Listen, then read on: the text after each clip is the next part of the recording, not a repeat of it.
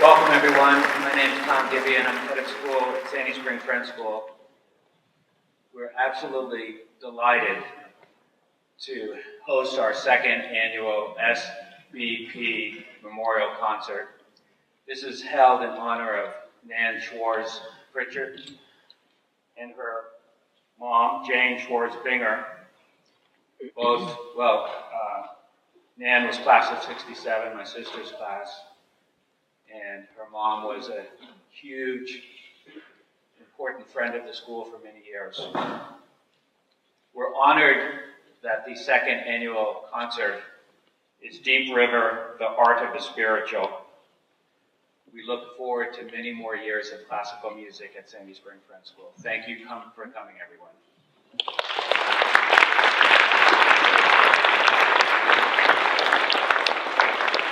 Hi. My name is Joe Horowitz. This is Kevin Days. And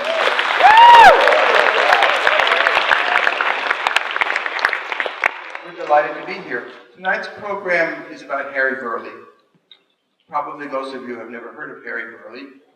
Harry Burleigh was the assistant of Antonin Dvorak, the famous Czech composer, when he lived in New York from 1892 to 1895. And Burleigh is a crucial component of the history of American music because it's mainly Burleigh who was responsible for turning spirituals into heart songs, songs that could be sung by a singer accompanied by a pianist. The song you just heard was also an arrangement by Burleigh, but we left out the piano. So here are two Burleigh arrangements, Swing Low, Sweet Chariot, and Sometimes I Feel Like a Motherless Child, after which Kevin and I will talk a bit. You probably know Swing Low, Sweet Chariot. Do you want to talk already? No, not yet. Oh, okay. Actually, I just wondered if these lights, there are three specials, they're really quite bright, if they could come down. I don't know if you can hear. Is it possible to bring these spots that are right up here down just a bit? That did not affect the spot. That did the house lights, but not the spots. That's the spot. Just a little less, maybe, but it'll just be warm. It'll be like being in the South singing the spirituals. So. Those are the specials. So, since you probably know, you want to say something else? A tenor friend of mine was singing in the Berkshires a few years ago. He's an African-American tenor, and it was in the middle of the summer, and it was in a room with absolutely no air conditioning, and he turned to someone who was working kind of the technical parts of the show, and he says, they must have set the thermostat on slavery.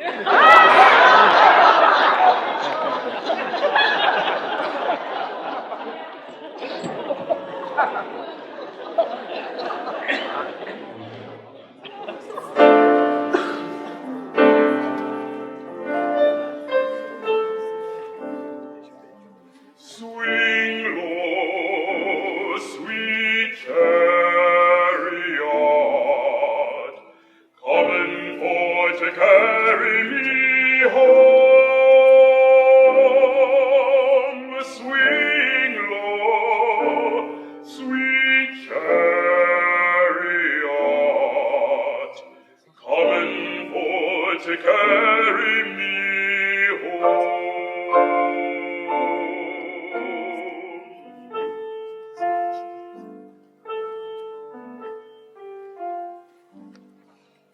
Swing low, sweet chariot,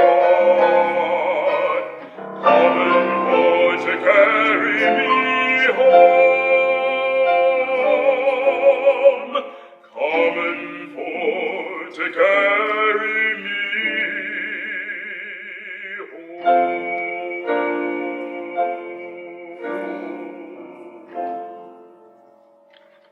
I looked over Jordan, what did I see?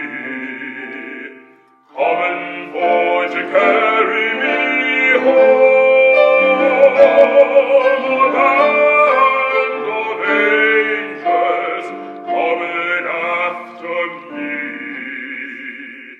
coming for to carry me home.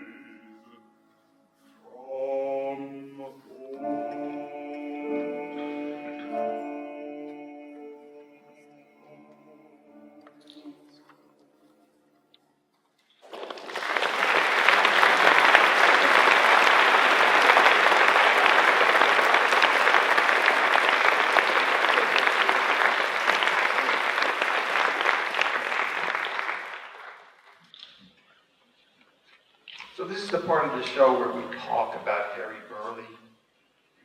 Burleigh was a native of Erie, Pennsylvania. He was famous locally, even as a very young man, singing in churches and in one synagogue. So much so that the people of Erie took up a collection to send him to New York. And he packed a suitcase, and in 1892, he auditioned for the National Conservatory of Music, which was a music school at that time, with Anton Dvorak, the famous Czech composer, as its director. And Burleigh wound up Dvorak's assistant. That fact alone is amazing, and the whole story is unlikely. So this great Czech composer, Dvorak, where did Kevin go? There he is. Had a black assistant. And it was not a coincidence, because Jeanette Thurber, the visionary educator who founded this school, believed, as many New Yorkers did, that the future of American music would be black. Believe it or not, there were a lot of people in New York in the 1890s who felt that if there was an American folk song, it was African American. And so when she decided that all black students would be admitted to the National Conservatory without tuition, that wasn't just philanthropic. She regarded that as a practical gesture. Dvorak didn't know what he was getting into. He had never thought to come to America. He only came because she offered him a lot of money. But when he arrived, he discovered to his delight that he was handed a mandate, which was to help Americans find their own voice in classical music. And she chose Dvorak, not just because he was famous, but because she knew he was an instinctive Democrat, he was a butcher's son, and he was a cultural nationalist. So the first thing he wanted to know was, where is your folk music? He chiefly found it among African Americans. It was Burleigh who would sing for him, Swing Low, Sweet Chariot. We're not ready for that. We'll hear it in a moment. It was Burleigh who would sing for him, Swing Low, Sweet Chariot. And sometimes I feel like a motherless child. And he famously said that he thought the future music of America, a great and noble school of music, would be founded upon what he called Negro melodies. So, do you want to say a few words about your own coming to Harry Burleigh? And were you always intending to sing Harry Burleigh spirituals? Actually, I came to singing spirituals pretty late in life. I went to high school in New Jersey, and I attended a music camp in north central New Jersey, and the conductor there was a man named Abraham Kaplan. And Abraham Kaplan used to prepare choruses for the New York Philharmonic. He was Leonard Bernstein's choral assistant. And I had always loved classical music. My dad was in the military, and part of his own kind of therapy when he was in Vietnam was to record classical recordings. And so every month or so, he would send these, you guys, most of you may not know what these are, but reel-to-reel tapes. He would send these tapes back home, and there was such a bounty of wonderful music in it. There are still recordings of pieces that I listened to when I was in high school that I haven't experienced since. Some interesting Mozart operas and these kind of things. But he had the usual, like the Magic Flute and all of these works. And it just fascinated me. And I always had this sense that when I bought a good stereo, I would listen to good music. Now, I would also listen to a lot of Motown, so it was a real mix coming out of my bedroom when the speakers were cranking. It'd be Diana Ross one minute, Leontine Price the next. And my dad was a little concerned, but as it turned out, it all worked out. And I do think it's a great irony. Joe and I have discussed this with on different occasions, about how the classical music world was, we'll say, conservatively reluctant to accept African American music as its basis for a school of music. And we have, in one of our fuller productions, we go into detail talking about critics who really were very much vehemently against this concept that both African American music and Native American music shouldn't be somehow the foundation of the American School of Music. But again, for me, the great irony is that in the pop world, it definitely has turned out that African American music through soul and R&B and rock and roll has become the preeminent form of music around the world. And so ultimately, I think Burley Dvorak was onto something. He was aware of how precious and special the African American music tradition is. So I actually, when I went to Juilliard for undergraduate work, and the whole time I was at Juilliard, I heard no mention of any of the African American tradition of classical music or even spirituals. And so my last year at Juilliard, I wrote a paper on Porgy and Bess. And because it was at that point, Lauren Mazel had released his first full recording of Porgy and Bess. And I fell in love with the work, and I appreciated Gershwin's interest in our culture, and that he actually meant to honor African American culture. It was very specific about how Porgy was to be performed, and protected that for all of his life. So, and it was after that that I first experienced singing spirituals, after many years of classical singing. Once you've done art song and the French chanson, you really, it's the same to me. You look for what's the meaning in the music, and express that, and the particular genre is not maybe as significant as finding the meaning. So Burley left one recording of his arrangement of Go Down Moses. This recording was made in 1919, and before we hear it, I'd just like to read to you something that he wrote that you'll find in any collection of Burley spirituals. These are still in print, and you can easily purchase them, and you'll find at the very beginning a page that's signed HTB, New York, 1917, and it's very informative. This is like a little time capsule. It's not something that anyone would write today. He said, the plantation songs known as spirituals are the spontaneous outbursts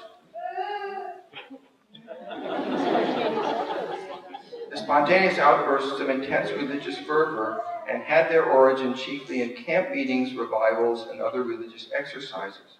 They were never composed, but sprang into life ready-made from the white heat of religious fervor during some protracted meeting in camp or church. Success in singing these folk songs is primarily dependent upon deep spiritual feeling. The voice is not nearly so important as the spirit, and then rhythm.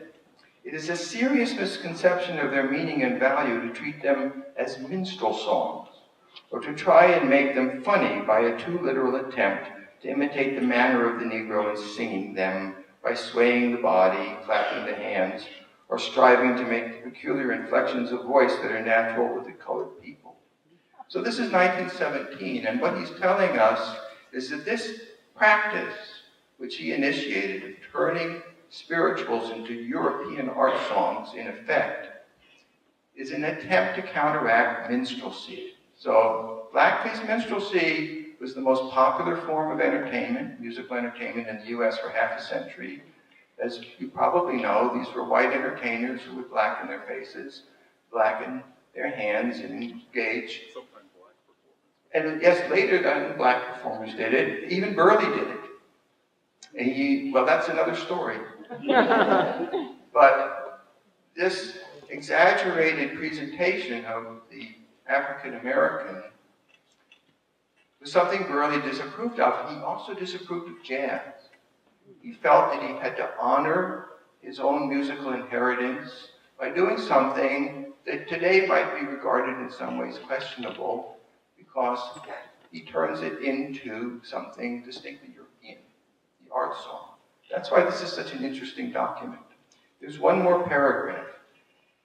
He says, their worth is weakened unless they are done impressively, for through all these songs there breathes a hope, a faith in the ultimate justice and brotherhood of man. The cadences of sorrow invariably turn to joy, and the message is ever manifest that eventually deliverance from all that hinders and oppresses the soul will come, and every man will be free. It's a peculiarity of all these transcriptions that they always end in a major. You may have noticed this, and sometimes I feel like a motherless child, which is in D minor. We actually didn't do what's written. You wouldn't have noticed it because we ended in D minor. He always modulates into the major, into a key of hope at the end of any of these spiritual arrangements. So with that in mind, here is Harry Burley in 1919 singing his own arrangement of Go Down Moses.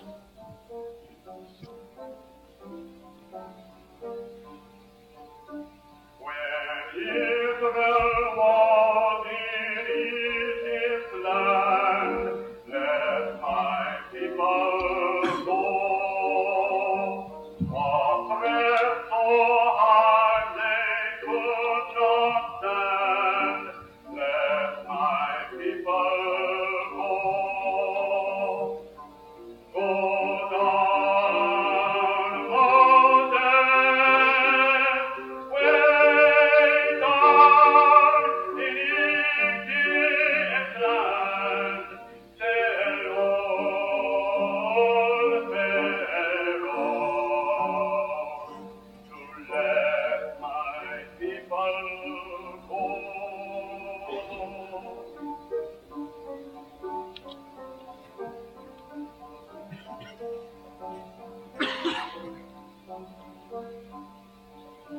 But saith the Lord, old Moses said, let my people go. If thou hast slain your firstborn, let my people go. Go down, Moses, way down in Egypt's land, tell old Pharaoh to let my people go. So that's from 1919 when Burley was in his 50s. We're going to do two more Burleys now. The Gospel Train and Wade in the Water.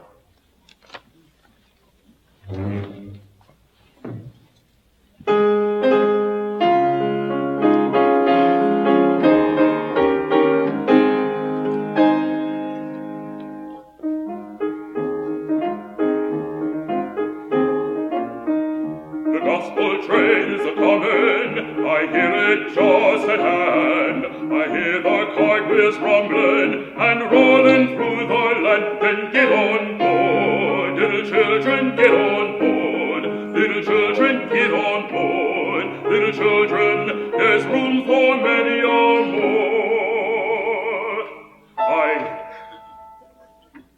I hear the train a-comin', she's comin' round the bend, and loosen her steam and brakes and strain in every weather. Get on board, little children, get on board. Little children, get on board. Little children, there's room for many a more.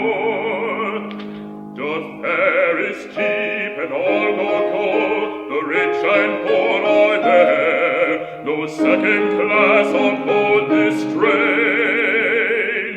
No difference in the fare. Then get on board, little children, get on board. Little children, get on board. Little children, there's room for many a more.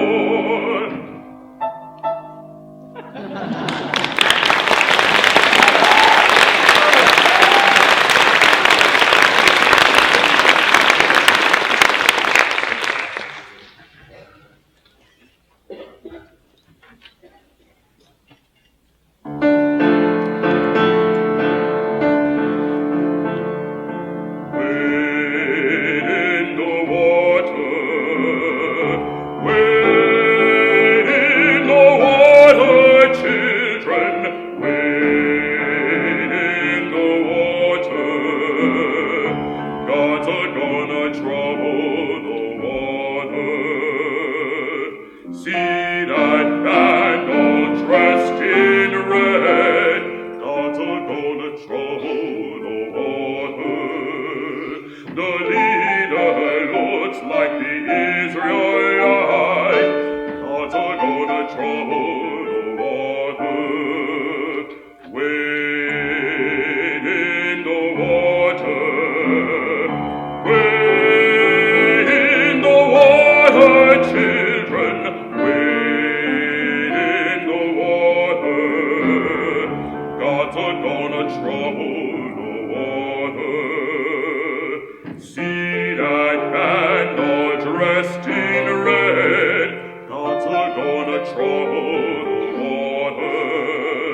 It looks like the band that Moses led. God's gonna trouble the water.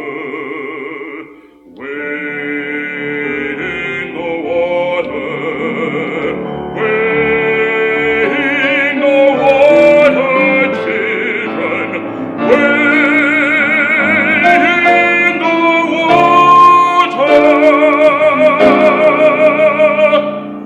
In the water.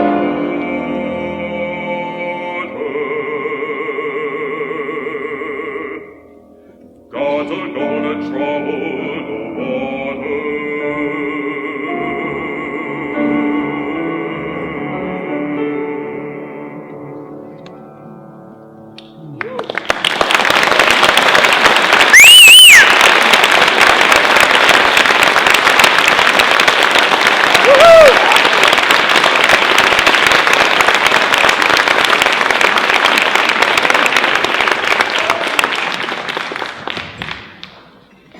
Okay, thank you. The second half of the program is a story, and it's the story of Deep River. Deep River was the iconic American spiritual in the 1920s and the 1930s, more famous than Swing Low, Sweet Chariot. It was the first spiritual that became a smash hit in a Burley arrangement. This was the arrangement of 1916. So if you've ever heard Marian Anderson or Paul Robeson sing Deep River, that is the Burley Deep River. And an interesting question is, to what degree did he compose it, as opposed to having merely arranged it? So we're going to start this segment by listening to a little bit of Marian Anderson singing Deep River. How many people know Marian Anderson? Yeah. Okay.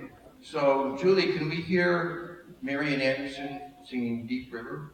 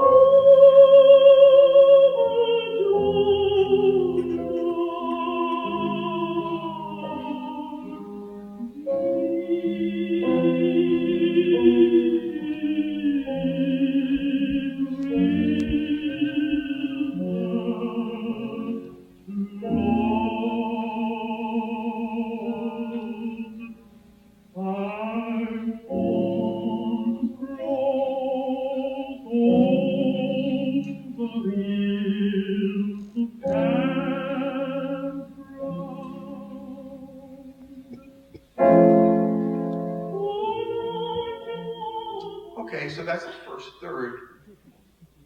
Believe it or not, this spiritual began as an upbeat spiritual. And we're going to hear what it originally sounded like. Why doesn't the chorus start to come on stage while I'm talking? And you'll be ready to sing when I'm finished. So, in the days before Burley, if you heard a spiritual in concert, you would have heard a choral performance. And the most famous chorus that sang spirituals was the Fisk Jubilee Singers from Nashville, Tennessee, and they still exist, and they still tour. So we know from the Fisk Jubilee songbooks what they used to sing. And there is a songbook from the 1870s with Deep River. Deep River was so obscure in the 1870s that we don't even have a surviving arrangement. All we have is the melody. So Angel Ordonez, who will be conducting this performance once the singers are on stage, has made an arrangement in the style of the singers of the 1870s, which means it's harmonically simple. It's not nearly as chromatic or sophisticated as the Burley arrangements that we've been listening to. If you haven't figured this out, Angel Ordonez is the music director of Post-Classical Ensemble. I am the executive director, and this show is a version of a show we premiered in DC last fall with Kevin Days called Deep River, the Art of Spiritual. So Angel, are you ready? Will you please welcome Angel Ordonez. What you're going to hear now is a reconstruction of what Deep River originally sounded like before Burley got a hold of it.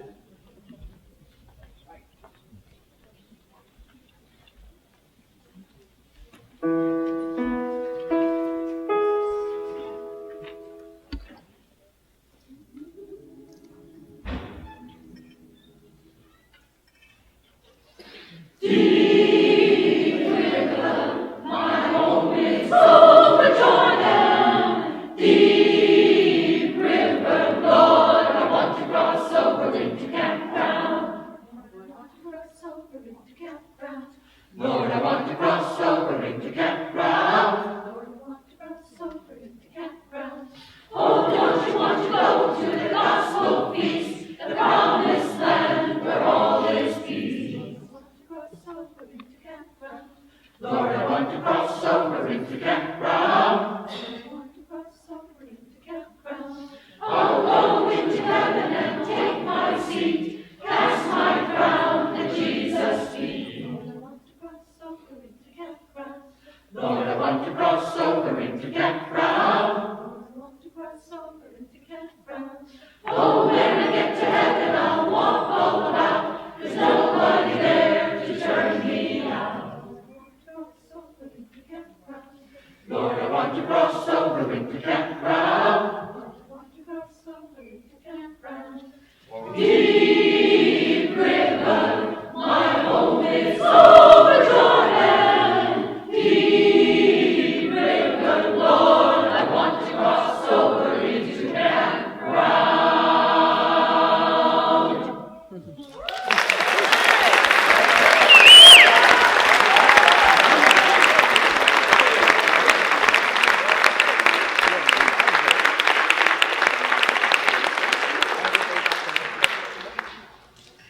Okay, so now I'll tell my story. From this very different Deep River, how did we get to the Burley Deep River of 1916 is the question of the evening. And the answer begins with a composer named Samuel Coleridge Taylor. Has anybody ever heard of Samuel Coleridge Taylor? Quite a few people. So Samuel Coleridge Taylor, if you can believe it, was a black British composer. He was a prodigy. He was a graduate of the Royal Conservatory of Music. And he became friends with Harry Burley. At Burley's invitation, Coleridge Taylor 3 times came to Washington, D.C. This is between 1900 and 1910. And it was in Washington, D.C. that he was the toast of the African American community, and for the first time came into contact with his own African roots. So this was a life-changing experience for Coleridge Taylor. Up until then, he had been most famous for Hiawatha's Wedding Feast, a cantata for a large chorus and orchestra and tenor, which was performed for decades into the 20th century, both in the United States and in Britain. You no longer hear it today. And that work itself was influenced by Dvorak. There are many, many byways in this story. Dvorak and Coleridge Taylor were both greatly influenced by Longfellow, but I'll skip that and just go back to Coleridge Taylor in D.C. As a result of this experience of America and of African American music, he transcribed 24 Negro melodies for piano. And one of them was Deep River. Coleridge Taylor said, it's in his score, that of all the plantation songs that he read in the Fisk songbooks, the most beautiful, in his opinion, was Deep River. So he made a piano piece out of Deep River, which we would call a paraphrase. It's a solo piece for piano. It's about 10 minutes long. And this then came to the attention of Harry Burleigh. Coleridge Taylor's version, which I'm about to play for you, is the first time that Deep River was slowed down. And then Burleigh finished it off by taking this Deep River, which you're about to hear, and turned it into his Deep River. There's one other detail in this story, which is when you hear Burleigh's Deep River, it evokes the Largo from the New World Symphony by his teacher, Dvorak. And it turns out, I didn't realize this until a few years ago, that of the many versions of Deep River that were left by Burleigh, there's one for a male a cappella chorus that begins by quoting the Largo from the New World Symphony. So this is a story stranger than any fiction. What it tells us is that this Bohemian composer in New York influenced the creation of what became the most famous spiritual in the 1920s and 1930s. So the rest of our program is going to recreate that story, after which you're welcome to stick around and we'll have a discussion about what it all means. So I left out Maud Powell. I'm going to play for you the Coleridge Taylor Deep River. Then we'll hear a violin recording, because the most famous American violinist of the early 20th century happened to be a woman. Her name was Maud Powell. She fell in love with the Coleridge Taylor Deep River and recorded it. She became the first white concert artist ever to record a Negro spiritual. So what you're about to hear is a sequence beginning one with the solo piano version of Deep River by Samuel Coleridge Taylor. Then we'll hear a recording of Maud Powell from around 1907 playing Deep River. Then we'll hear Kevin Days sing Burleigh's Deep River from 1916. And then we'll hear Kevin Days with the chorus sing Goin' Home, which is a version of the Largo from the New World Symphony. You'll be tested on this after the show.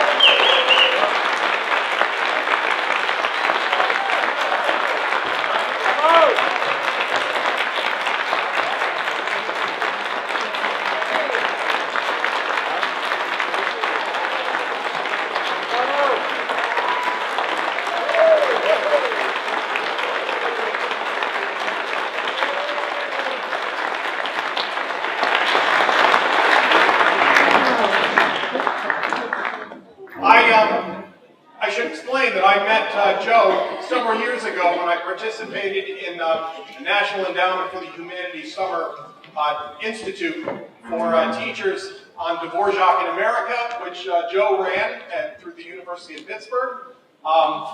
And I invited him as a representative of the post-classical ensemble if he would do this program. And I'm thrilled that he's here. I'm thrilled that we've got a wonderful program. Thank you so much.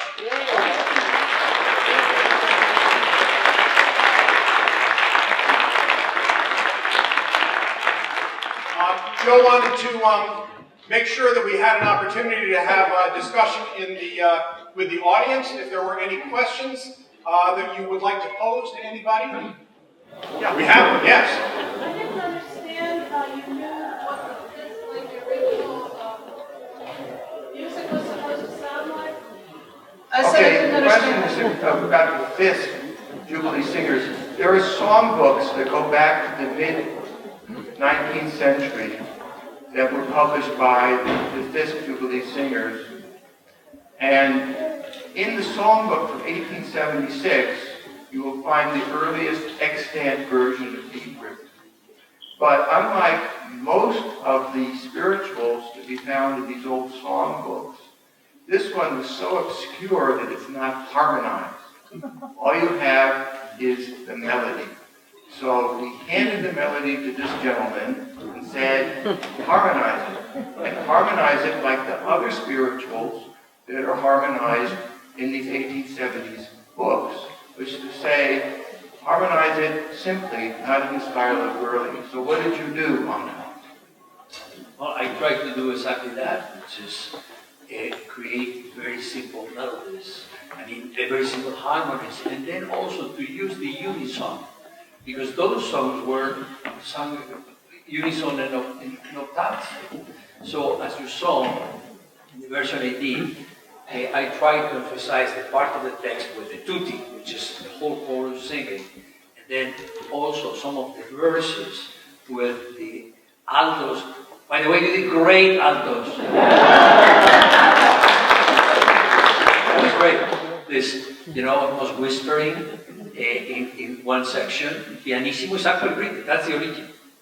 And then suddenly the men were also great. Sang that in forte. So this is what I attempted. Actually, it sounds pretty accurate with all the harmonizations that I saw from the. And you did, of course, a great job. All of you, sopranos too. And tenors, even the tenors. I just add as a PS, this is the kind of programming we do. It's not typical classical music programming. Our concerts typically tell a story. They typically incorporate scholarship. So when I first read this scholarly article called The Story of the Deep River by a music historian named Wayne Shirley, and the year of that is in your program, I no longer forget it. I no longer remember it. But I vaguely remember it. The moment I read that article, I thought, this has to be a concert. And so finally, this past fall, we did turn it into a concert, and we have every intention of touring it, this being the first tour performance. But I'm pretty sure there'll be one in El Paso, for instance. Good. Good. Somebody from El Paso? Will you take us? We always need money, We'll do almost anything for money. Question here? If I can be loud, I'm not a student, but I am 17 years old mentally. I'm very interested in socially and politically how this black music spreads into the white community. I grew up in Chicago, very racist. We didn't know much. I was in a choir. We didn't sing any black songs. Really? At college, we began to. But what was happening culturally? Did Vietnam have some role in this? What was happening culturally that opened this door? Thank goodness it's open. You asked a very simple question, which is, what was the fate of black music in American culture and society? There's no answer to that question, but we can talk a little bit about just the question as it relates to Burley. So, Burley, as you know, is from the north. He grew up in a place that would be considered relatively tolerant, Erie, Pennsylvania, compared to places in the South. So he was somebody who was well known throughout the community, black and white, but when there were musicales in Erie, he was not readily able to partake. So this is just an anecdote from the childhood of Harry Burleigh. He was able to be hired as a waiter in a very wealthy Erie home, so he could hear, I think it was famous Venezuelan pianist Teresa Carreño. So you can get a rough picture of Burleigh's social status in the community. He was celebrated, but at the same time, his wife, his mother, who spoke French, was a janitor. So that's Burleigh. In Erie, in New York in the 1890s is a startling place. I had no idea before I began to read the reception history of the New World Symphony, how enlightened New York was compared to Boston. You can talk about it in the 1890s, where there's a huge body of opinion that feels that African American music is vitally important to American music generally. When Dvorak transcribed Stephen Foster's Old Folks at Home, he conducted the premiere at Madison Square Garden with an all-black chorus and a racially mixed orchestra from the National Conservatory and 2 black soloists. There's one quote that Philip Hale says that I can't forget this one that he stated. He said, Philip Hale is this grandson of Nathan Hale? Well, he's the leading music critic. Oh, he's a leading music critic, but he came from the whole, in Boston, but he came from the whole tradition, the Brahmin tradition of elitist Boston. And so one of his quotes starts with, while the Negro is undoubtedly fond of music, he is not inherently musical. And believe me, I love telling this quote because his picture is usually about like 30 by 40 foot over my head, and I'm looking at him like, oh, really? And then he says, and this has been observed by all careful observers of the Negro in Africa. It's just the most racist thing you've ever heard in your life. But, you know, it was certainly the way people thought at that time. And Boston, like Chicago, is actually quite a polarized town as well. And it's always a shame when cultures decide that they're going to divide from each other and not take advantage of each other in terms of the wealth and depth of culture. I was pretty fortunate. My dad was in the military, so I grew up in a complete melted pot. And we had every combination of both African Americans and whites, and then we had Koreans and mixtures of all of those. And so I feel like I grew up in some ways a blessed environment because I wasn't given any kind of prejudice towards any culture. And so we listened to everything. Again, you know, I mentioned earlier about the range of music. It was the same with my brothers. They loved all kinds of music, and I think it's like a smorgasbord. I mean, certainly there might be things that you favor more than others, but why not try to enjoy the banquet? I mean, there's so much good music. I was wondering if you could talk a little bit more about, you said that you didn't like jazz, and I find it interesting that jazz was a place where there was really, in my mind, a meeting of kind of European classical and New Orleans jazz, French, and all these things come together with African American sensibilities of rhythm. And it's interesting to me that he kind of didn't see from what you said, he didn't really embrace that. You have to situate Burleigh not in terms of race only, but also in terms of class. Burleigh was good friends with J.P. Morgan. J.P. Morgan was a member of a congregation down on Stuyvesant Park called, was it St. George's? And Burleigh was the first black soloist at St. George's. He was chosen in a blind audition, and it was when it was discovered that he was black, it was assumed that he would not be hired. It was Morgan who insisted that he higher, and many people left the congregation as a result. Burley and Morgan became fast friends. Burley often performed at Morgan's house. So Burley's social echelon is up there, and jazz was down in the basement. He was good friends with Will Marion Cook, a name some of you may know, who later taught Duke Ellington. And Cook is very much a precursor of jazz. And we also know that Burley would sometimes blacken up for fun, and he conducted some minstrel shows at St. George's, so it's not oil and water. But by and large, Burley identified with a kind of elite culture. And he felt that jazz debased African American culture. My dad was a very conservative Baptist, and he had issues with jazz. And he got over it a little bit when I worked with Dave Brubeck for about 20 years. You got an income, so I guess I can relax a little bit. But I'll never forget his reaction. I mean, his sense of it was spirituals were on a certain level. Even gospel was somewhat of a compromise in terms of his sense of taste. But way down there on the rung is jazz, which is something that happened in places that good folk don't go to.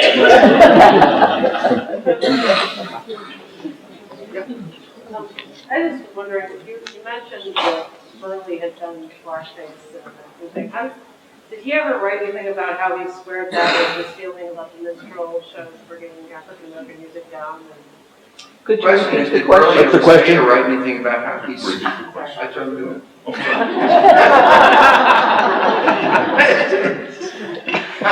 Did Burley ever say or write anything about how he reconciled his distaste for jazz and minstrelsy with his own participation in minstrel shows? And the answer is no, not to my knowledge.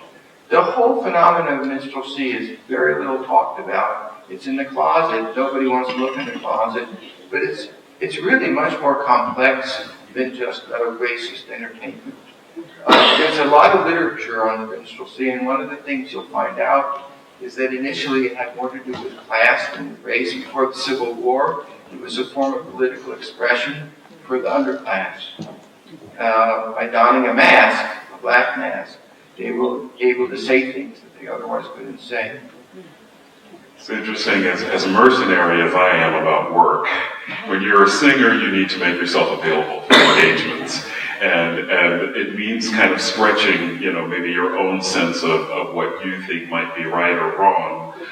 But I had one offer a few years ago from a company that wanted to feature me and ask me if I would play the role of a black singer who made his fame as a minstrel singer. And with all of my need to pay my electric bills and my mortgage, I was like, I don't think so. It's something that feels, in my reaction at the time, is that it's something that doesn't need to be revisited. That's just my own personal opinion. I understand what Joe is saying too in terms of it being more of a class thing, and the reason that Burley may have put blackface on is that it was a way of getting work, it was a way of performing that was accepted at the time. But again, I think some things aren't necessarily worth revisiting. Yeah. Thank you. It was wonderful to hear Burley singing, but I'm interested in the technology and possibly its translation. If that was a wax cylinder recording, it sounded amazing. Was that changed and digitized or remastered or something like that? I assume it was from 1919. I assume it was remastered. Mike? That recording of Burley we heard was from 1919. I assume it was remastered, but I don't know anything beyond that. In the early days of recording, what recorded best was the human voice. If you listen to early Caruso recordings, they sound pretty good if you're not listening to anything but Caruso. Once you're listening to a piano or an orchestra, forget it. But early on, recordings could capture the human voice pretty well.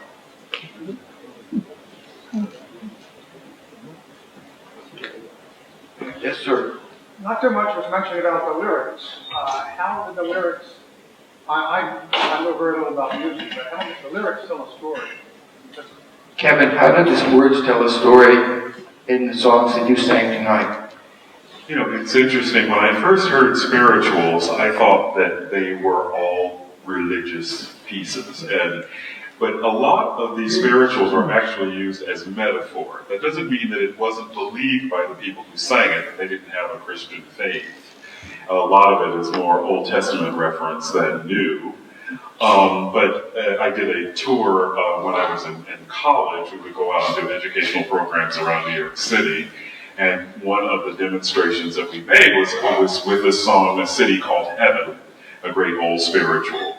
And spirituals were used to communicate like relevant information. They could be used in code to say, we're going to meet over in this place to escape. The River Jordan usually represented freedom, what needed to be crossed over to find freedom. And so a lot of it is metaphorical. And that's a word.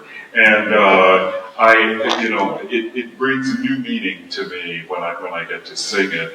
All of these pieces. I just sang in Buffalo with the Buffalo Philharmonic last weekend, and there is the trail of the Underground Railroad that goes right through Buffalo.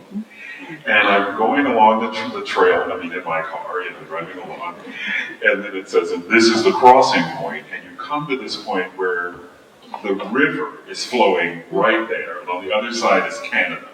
And about 4 miles down the stream is Niagara Falls. And I just thought, if you had escaped slavery and you had made it all that distance, and suddenly you're crossing this river with currents heading towards Niagara Falls with a volume of water, how bad is that? It's just awful. And so, I both have a literal interpretation of the songs in terms of its sense of spirituality, because these are melodies and texts that I grew up with. But I'm also aware of its use as a communication device. Any more questions? Yes, sir. So the issue is slower, shorter language. Yeah. 2 is, what's the lowest note you can hit? And 3 is, how do you get volume? It seemed like you were always trying to be quiet.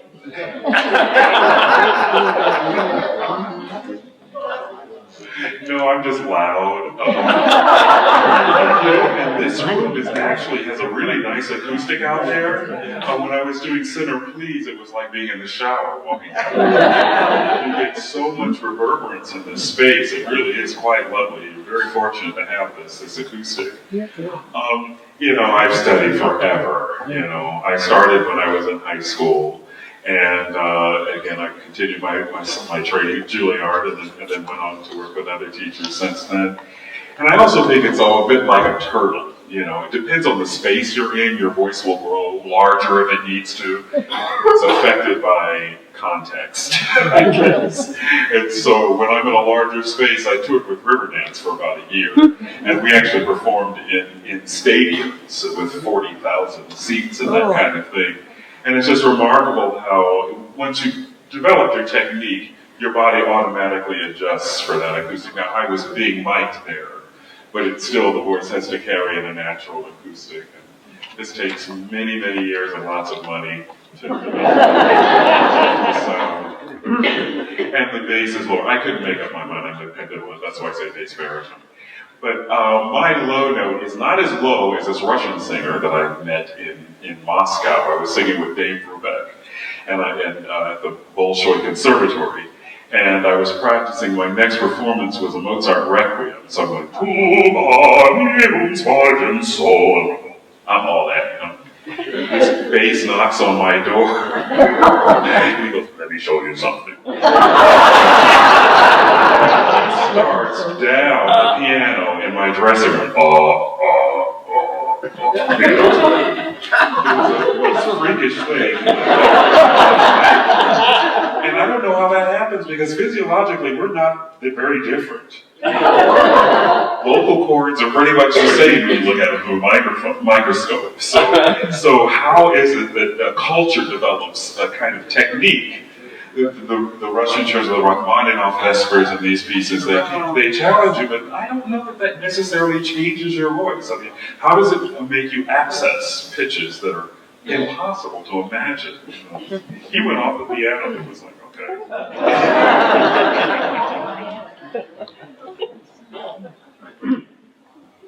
One more round of applause.